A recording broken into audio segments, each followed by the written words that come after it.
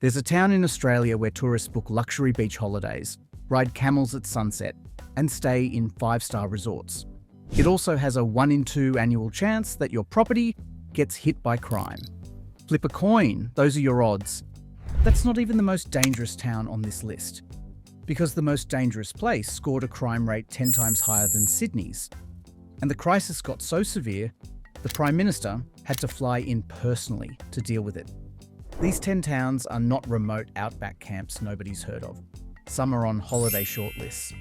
Some are regional capitals with hospitals, universities, and shopping centres. All of them share a pattern. And by the end, you'll understand why more than just crime stats make locals say don't walk alone after dark. The machine that builds dangerous towns. The common assumption is that these are just rough places with rough people. That's the easy story. The real one is structural, and it repeats like clockwork. It starts with a single industry, usually mining. The mine slows down or the commodity price drops, and suddenly there's nothing to fall back on. Youth unemployment spikes first, because entry-level positions disappear overnight. Substance abuse follows, not because people are weak, but because boredom and hopelessness in a town with no cinema, no nightlife, and no job prospects create a pressure cooker with very few release valves. Crime surges. Residents who can afford to leave do, and that's the critical tipping point. Every family that packs up and drives south reduces the housing demand, the tax base, and the customer count for every remaining business. Investment dries up, services thin out, and the decline accelerates further. It's a death spiral, and once it starts, it almost never reverses. But here's what makes this more complicated than a spreadsheet. In several of these towns, police data actually shows crime trending down, offences falling, clearance rates improving. The numbers genuinely look better on paper. And yet locals still describe their CBDs as no-go zones after dark. They still check their car doors every morning. They still tell their kids not to walk home from the shops alone. Fear and statistics don't always agree. And sometimes the fear is the more honest metric, because statistics measure what gets reported, not what gets endured. These towns aren't dangerous by accident. There's a machine producing this, and it runs on the same fuel every time. The ones that surprise you. Let's start with 2 entries that break the assumption that this is purely an outback problem. Logan Central sits inside Greater Brisbane. Not remote, not red dirt, suburban. Strip malls, bus routes, and housing estates 15 minutes from the city centre. It also tops CanStar's burglary charts at 3.3 break-ins per 1,000 residents, ahead of inner-city nightlife strips like Fortitude Valley and West End. The places most people picture as Brisbane's rough edges, the nightclub precincts, the late-night entertainment zones, actually rank below a suburb most Queenslanders drive through without thinking twice. Logan Central doesn't look dangerous. It looks ordinary, and that's exactly the point. Then there's Darwin, Australia's 3rd highest crime index overall, with assaults climbing 17% in recent years. But the crime isn't even Darwin's most alarming feature. During the last major mining downturn, Darwin didn't just slow down, it physically shrank. Real people packed real boxes and drove away. Not softer growth, actual outmigration. When resource work dries up in Darwin, there are 0 alternative employers waiting to absorb the shock. No backup industry, no fallback plan. The population drops, housing demand collapses, businesses close, and the people who remain face a city with fewer services, fewer neighbours, and less investment every single year. Here's the vicious cycle in miniature.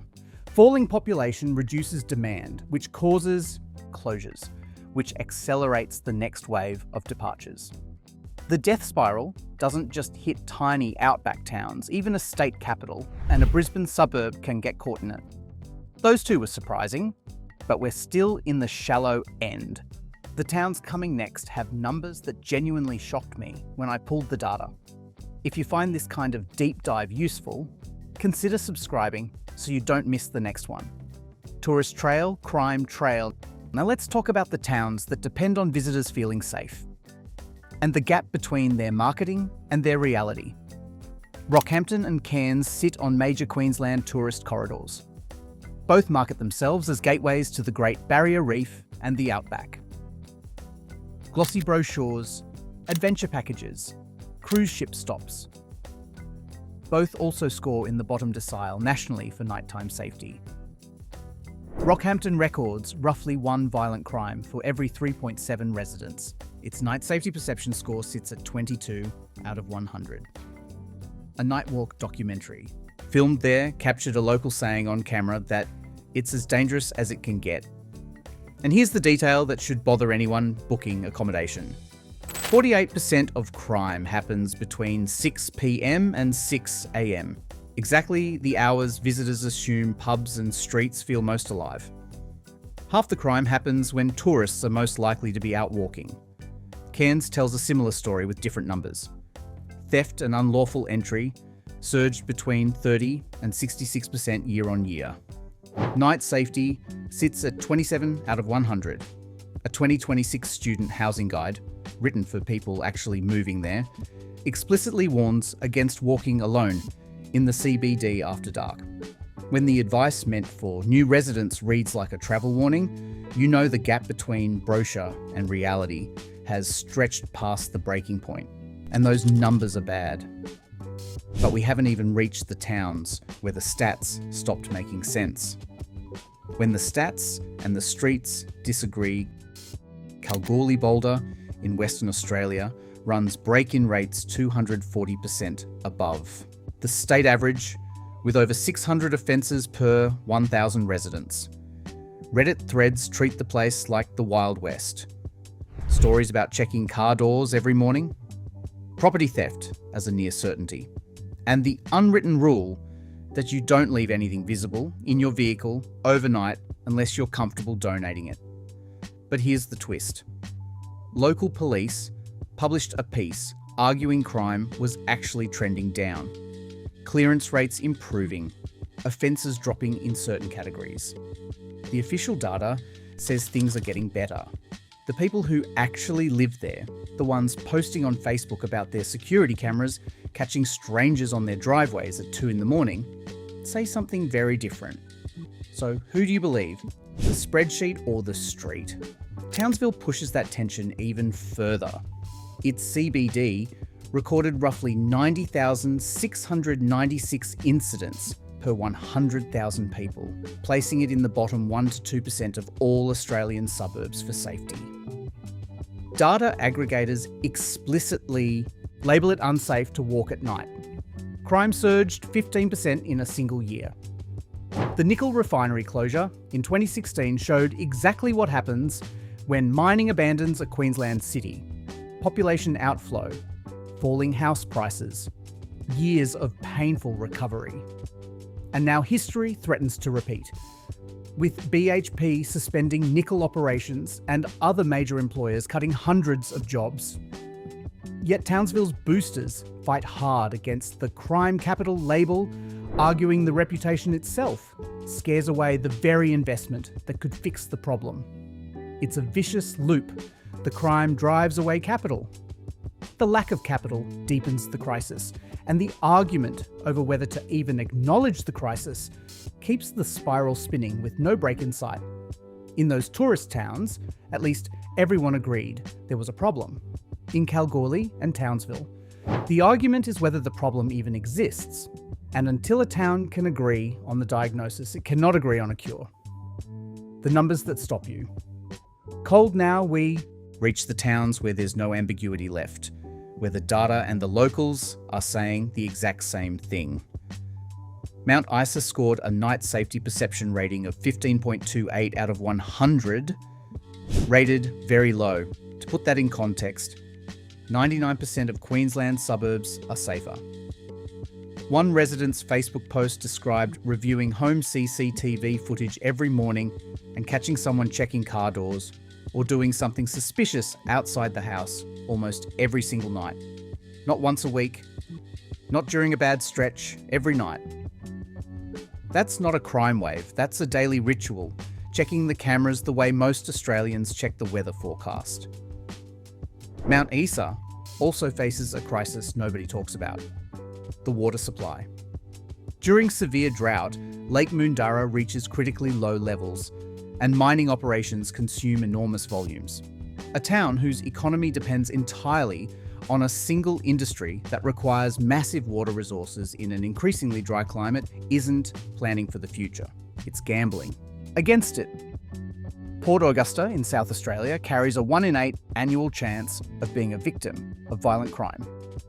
For context, the South Australian average is 1 in 73. That's not a small difference.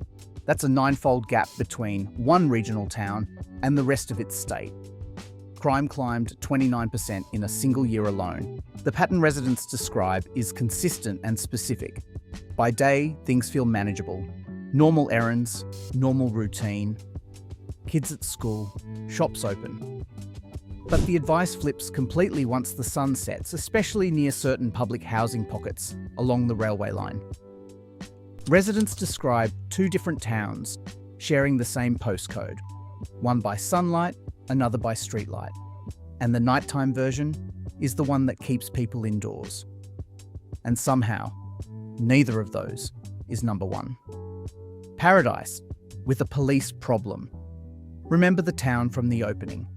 This is Broome, famous for cable beach sunsets, camel rides along the sand at golden hour, and a purling history that draws visitors from around the world.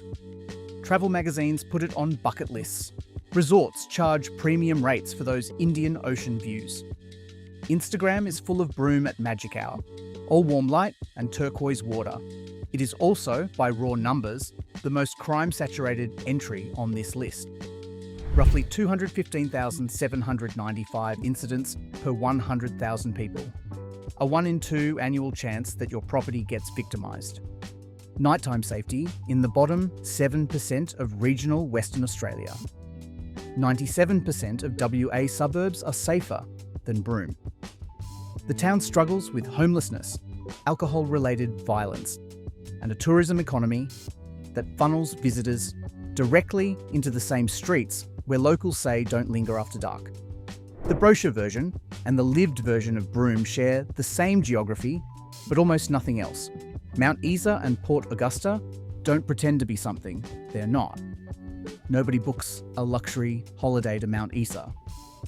But Broome actively markets a fantasy, and that makes the danger different in kind, because visitors arrive with sunset expectations and zero preparation for what the streets actually look like once the camel rides end and the resort gates close behind them.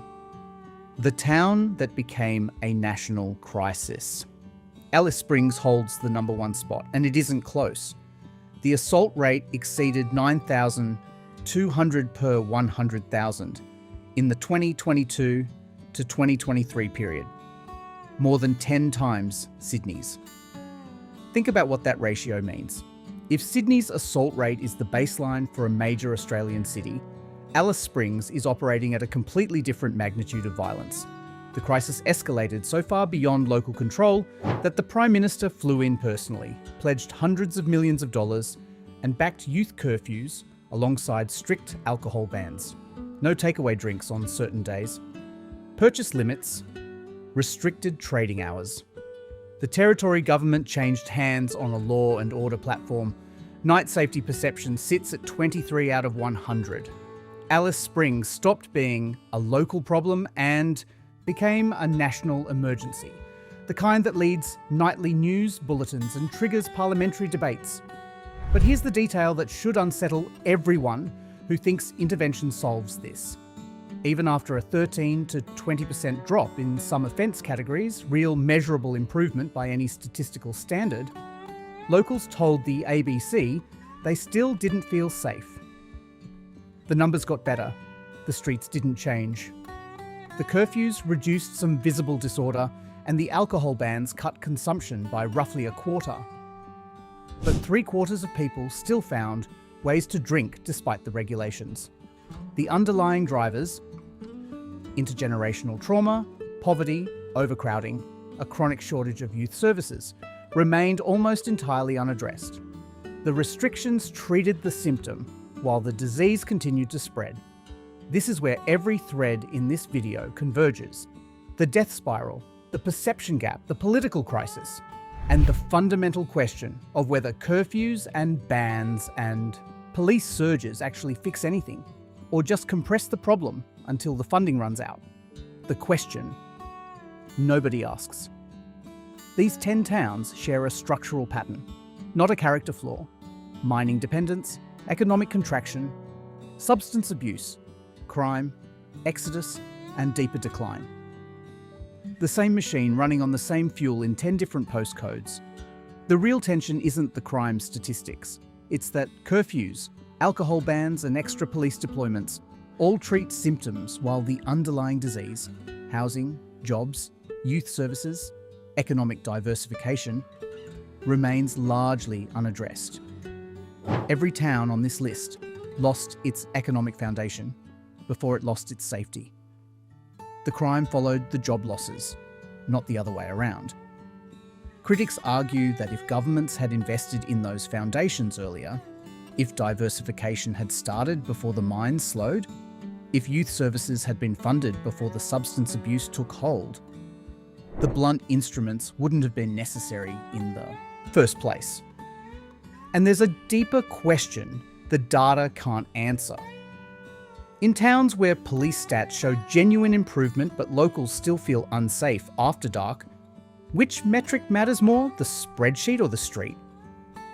Because those are two very different pictures of the same place, and the policy response depends entirely on which one you trust. Alice Springs isn't just the most dangerous town on this list. It's the proof that this pattern is bigger than any single place, and that nobody has figured out how to break it yet.